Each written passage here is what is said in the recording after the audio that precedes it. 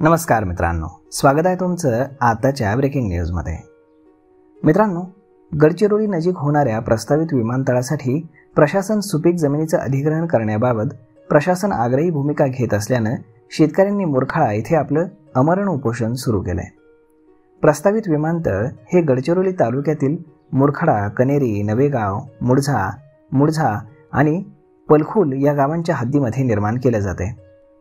यासाठी नागपूर येथील एका खाजगी विमान विकास कंपनीला भूसंपादनाचा प्रस्ताव देण्यात आला आहे।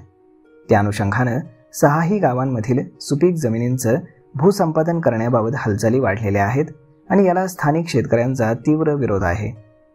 या विमानतळामुळे शेतकऱ्यांच्या बारमाही सुपीक जमिनी अल्प दर देऊन संपादित करण्यात येणार असून त्यांचे आर्थिक आणि सामाजिक जीवन उद्ध्वस्त होण्याचा मोठा धोका आहे।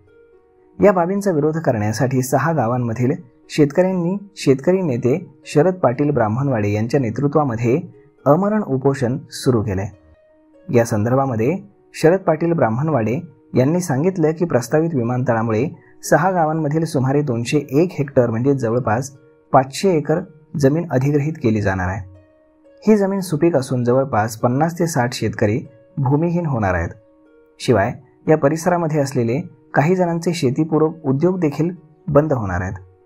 गावातील तलाव, बोळी, नाले, गुरांचे चरई क्षेत्र, झुडपी जंगल आणि पारंपरिक श्रद्धास्थानं यासारख्या सामूहिक मालमत्तांचं देखील मोठं नुकसान होणार आहे। विमानतळामुळे पुलखल आणि मुळझा या गावांना रस्तेच शिल्लक राहणार नाहीत।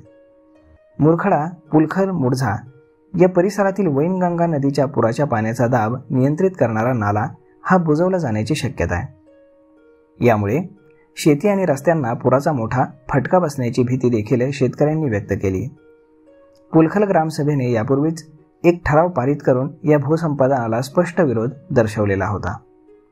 उपविभागीय अधिकारी कार्यालयानं नोटीस जारी करून आक्षेप मागवले होते।